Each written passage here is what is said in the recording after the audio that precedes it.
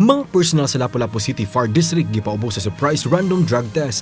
Matod ni Fire Senior Inspector Yuniel Alden Rizon, Chief sa Operations Section sa Lapu-Lapu City Fire District, nga buot nilang makasiguro nga way ni usa sa ilang mga personal ang nalambigit sa illegal nga drogas. Hinuon aron masiguro usab nga di maapektuhan ang ilang trabaho, ang 50 lang ang una sa kinatibuk ang 135 ka mga personal ang gipaubos sa surprise drug test. We adhere also sa ilang aim and goal na ma-eradicate ang drug use and any kind of engagement sa illegal substances according sa BIDA program nato, ma'am.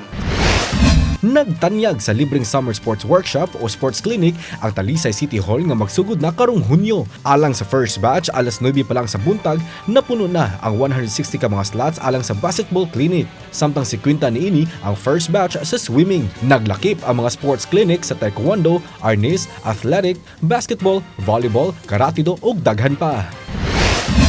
Isip pagpangandam sa himoong assessment sa DILG sa matag barangay karong Hunyo, mga kawani ug opisyal sa mga barangay sa Lapu-Lapu City gipaubos sa orientation.